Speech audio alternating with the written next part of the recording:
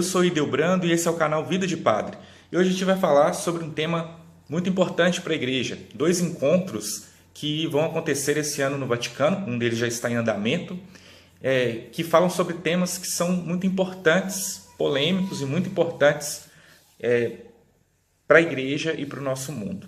O primeiro deles é o encontro sobre a proteção de menores, que está se realizando de 21 a 24 desse mês de fevereiro, e é destinado a discutir a violência e os abusos sobre menores cometidos por religiosos, por clérigos e religiosos da Igreja Católica. Nesse sentido, nós temos o próprio Vaticano lançando 21 pontos de reflexão que vão ser abordados durante esse encontro. Primeiro ponto é elaborar um documento prático no qual estejam especificados os passos a serem dados pelas autoridades em todos os momentos-chave da emergência de um caso. Segundo, organizar equipes de escuta formada por pessoas preparadas e especializadas, onde será feito um primeiro discernimento dos casos das pressupostas vítimas. O terceiro, estabelecer critérios para o envolvimento direto do bispo ou do superior religioso. O quarto, aplicar procedimentos compartilhados para o exame das acusações, a proteção das vítimas e o direito de defesa dos acusados. O quinto ponto é informar as autoridades civis e as autoridades eclesiásticas superiores, respeitando as normas civis e canônicas. O sexto ponto, fazer uma revisão periódica dos protocolos e das normas para salvaguardar um ambiente protegido para os menores em todas as estruturas pastorais, protocolos e normas baseados nos princípios da justiça e da caridade e que devem se integrar para que a ação da Igreja também neste campo seja conforme a sua missão.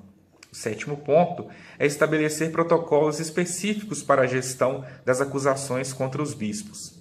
O oitavo ponto, acompanhar, proteger e cuidar das vítimas, oferecendo-lhes todo o necessário apoio para uma cura completa. O nono ponto, incrementar a conscientização das causas e das consequências dos abusos sexuais, através de iniciativas de formação permanente de bispos, superiores religiosos, clérigos e agentes pastorais. O 10º ponto, preparar percursos para o cuidado pastoral das comunidades feridas pelos abusos e itinerários penitenciais e de recuperação para os culpados.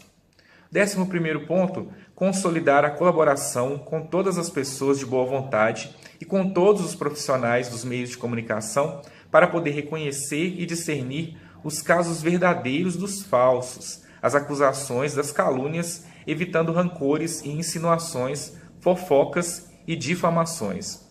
12º ponto, elevar a idade mínima para o casamento a 16 anos. 13º ponto, estabelecer disposições que regulamentem e facilitem a participação dos especialistas, leigos, nas investigações e nos vários níveis de juízo dos processos canônicos concernentes aos abusos sexuais e ou de poder. O 14º ponto, o direito à defesa. É preciso também proteger o princípio de direito natural e canônico da pressuposta inocência, até prova da culpabilidade do acusado. Por isso, é preciso evitar que sejam publicadas listas de acusados também por parte das dioceses, antes da investigação prévia e da condenação definitiva. O 15º ponto, observar o tradicional princípio da proporcionalidade de pena com relação ao crime cometido, deliberar para que os sacerdotes e os bispos culpados de abuso sexual contra menores abandonem o ministério público. 16º, introduzir regras referentes aos seminaristas e candidatos ao sacerdócio ou à vida religiosa. Para os mesmos, introduzir programas de formação inicial e permanente para consolidar sua maturidade humana, espiritual e psicossocial ou psicossexual, assim como suas relações interpessoais e seus comportamentos. 17º, submeter os candidatos ao sacerdócio e à vida consagrada a uma avaliação psicológica por parte de especialistas qualificados e credenciados. 18º, indicar as normas que regulamentam a transferência de um seminarista ou aspirante religioso de um seminário a outro, assim como de um sacerdote ou religioso de uma diocese ou de uma congregação a outra. 19º, formular códigos de conduta obrigatórios para todos os clérigos, os religiosos, os funcionários de serviço e os voluntários, para delinear limites apropriados nas relações pessoais, especificar os requisitos necessários para os funcionários e os voluntários e verificar seus antecedentes criminais.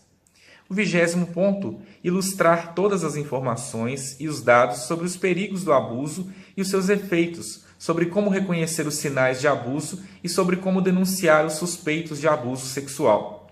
Tudo isso deve ocorrer em colaboração com os pais, professores, profissionais e autoridades civis. E o 21º ponto, é necessário que seja instituído, onde ainda não foi feito, um organismo de fácil acesso para as vítimas que queiram denunciar eventuais crimes. Um organismo que seja autônomo, também com relação à autoridade eclesiástica local, e seja formado por pessoas especializadas, clérigos e leigos, que saibam exprimir a atenção da Igreja para com os que se consideram ofendidos por comportamentos impróprios por parte dos clérigos. Então é um assunto muito polêmico, muito importante de ser discutido pela Igreja e que pela primeira vez, através do chamado do Papa Francisco, está em debate. E para nós que vivemos a Igreja no dia a dia, sabemos o quanto é importante que esse assunto seja discutido, debatido e que encontrem-se soluções e, vamos dizer assim, soluções prévias para que esse tipo de caso não ocorra dentro da Igreja. E eu quero fazer alguns comentários. O primeiro deles é que todos nós, sacerdotes, no tempo presente, sofremos com esse tipo de situação. Por quê? Porque quando um membro da igreja comete esse tipo de erro, ele fere a todos que estão ao seu redor. Ele traz uma mácula, traz um peso muito grande para as pessoas que estão trabalhando. É aquela velha história, né? Muitas vezes os que são inocentes pagam pelos que são culpados, porque fica um estigma. Apesar de nós sabermos que a maior parte dos casos de abuso sexual sobre crianças e adolescentes acontece dentro das famílias, mas o estigma fica muito pesado, ainda mais quando nós vivemos num mundo onde as informações e as deformações das informações correm muito rápido. Então, para nós, um momento muito importante dentro da igreja, que a gente está em oração, pedindo a Deus que ilumine, que faça com que esse encontro seja muito produtivo e traga bons frutos para a nossa igreja. Um outro assunto muito importante que nos últimos dias aí trouxe um certo rebuliço para a nossa igreja é sobre o Sínodo da Amazônia, que vai acontecer em outubro, lá no Vaticano. O Brasil é o país que abriga 60% da floresta amazônica e vai estar, de um jeito ou de outro, sendo discutido no Sínodo da Amazônia, que é um encontro dos bispos da Igreja Católica, que vai ocorrer em outubro. A discussão sobre a preservação da maior floresta tropical do mundo, inclusive, parece que incomoda um pouco ao governo atual do Brasil, né? E, recentemente, o general Augusto Heleno, que é o ministro-chefe do Gabinete da Segurança Institucional da Presidência da República, disse que o Sínodo da Amazônia é um problema de segurança nacional que ameaçaria a soberania nacional. Então vamos entender. Primeiro, o Sínodo dos Bispos é uma reunião de todo o episcopado católico em torno de um tema urgente para a Igreja e que, entre outros objetivos, visa promover o diálogo da instituição com o povo, a Igreja Católica com o povo, através dos seus bispos no mundo inteiro.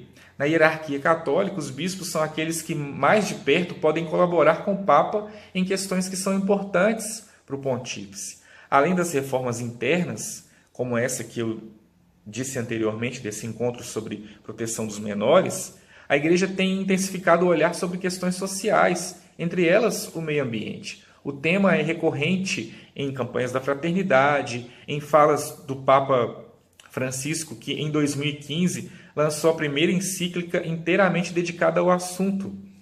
Documento onde convida os cristãos não apenas a uma reflexão, mas a uma mudança no estilo de vida em prol da preservação da criação divina. No documento de preparação para o Sínodo Especial, a Igreja mostra-se preocupada com o bioma amazônico, sua biodiversidade, seu universo multiétnico, pluricultural, plurirreligioso, cuja defesa da vida exige mudanças estruturais e pessoais de todos os seres humanos, dos estados e da Igreja. Em outubro, a Assembleia Especial do Sínodo dos Bispos vai se reunir para discutir novos caminhos para a Igreja e para uma ecologia integral. A pedido do Papa Francisco, o encontro vai refletir sobre como a Igreja pode contribuir com as comunidades tradicionais amazônicas para uma ecologia ambiental, econômica, social, cultural e da vida cotidiana. É um encontro da Igreja que vai trazer uma luz para o mundo. O evento se transformou num assunto de Estado. Lá vem. Então, vamos lá. O jornal Estado de São Paulo publicou uma reportagem com o general Augusto Heleno, que eu já citei anteriormente, dizendo que a Agência Brasileira de Inteligência estava investigando a CNBB para neutralizar possíveis ameaças. O governo enxerga a Igreja Católica como antiga aliada do Partido dos Trabalhadores e vê assuntos como meio ambiente, mudanças climáticas e direitos indígenas como a face oculta do esquerdismo, que precisa ser denunciado. Então, o que acontece? Esse encontro é um encontro da Igreja, é um encontro da Igreja para a Igreja. Né? O sínodo é delimitado para falar sobre a região da Amazônia. E a Igreja Católica, ela, pelo menos atualmente, ela não entra em assuntos de Estado. E é muito importante a gente saber discernir o que são assuntos que podem trazer benefício para um povo, para uma nação, e os que não são. Você acha que a Igreja Católica é inimiga do Estado no Brasil? Qual a sua opinião? Quais são os inimigos da Igreja Católica? A Igreja Católica tem inimigos? Qual que é o principal inimigo? Como cristão ou não cristão, eu imagino que você saiba qual que é o principal inimigo. Então, é uma questão muito complicada, mas ao mesmo tempo muito interessante da gente discernir. Nós temos dentro da Igreja Católica, e a gente pôde observar isso também no último ano, durante as eleições, pessoas que têm pensamentos mais voltados para a direita, outras para a esquerda. Então, de certa forma, a Igreja Católica, como eu disse em um dos vídeos anteriores, falei sobre política na Igreja, vocês podem procurar aí na nossa lista de vídeos. A Igreja Católica não deveria se intrometer, como não deve se intrometer, em determinados aspectos. A gente tem dentro da Igreja setores que incentivam as pessoas a pensar, a refletir e a encontrar os melhores caminhos dentro do sistema democrático que nós vivemos, mas a partir dos ensinamentos que são da Igreja, os ensinamentos de Jesus Cristo. Então, não se pode dizer e não se pode ter essa postura de que a Igreja é inimiga de X ou inimiga de Y. Não é? Eu tenho colegas padres, por exemplo, que defendem ferrenhamente o governo, né? Que parece até que fazem parte do governo e são da Igreja, estão dentro da Igreja, vivem também a Igreja. E tem outras pessoas que são também contrárias àquilo que se acontece. A minha opinião particular é de que nós devemos defender aquilo que é certo. E devemos criticar, avaliar e buscar soluções para aquilo que está errado. Eu acredito que, principalmente no caso do Sínodo da Amazônia, vão ser lançadas luzes importantes sobre aquilo que pode ser feito em prol da preservação do meio ambiente. Quem leu a encíclica do Papa Francisco vai entender muito bem qual é o caminho que a Igreja pretende fazer através do seu comando, que é um caminho voltado para o Evangelho, voltado para a Palavra de Deus, para as coisas que competem a ela. É isso. Se você gostou desse vídeo, dê o seu gostei aqui embaixo. Se você ainda não é inscrito, inscreva-se no canal. E se você tem algum comentário, alguma sugestão de assunto, também deixe aqui nos nossos comentários para que eu possa saber. Um grande abraço, Deus abençoe e tchau!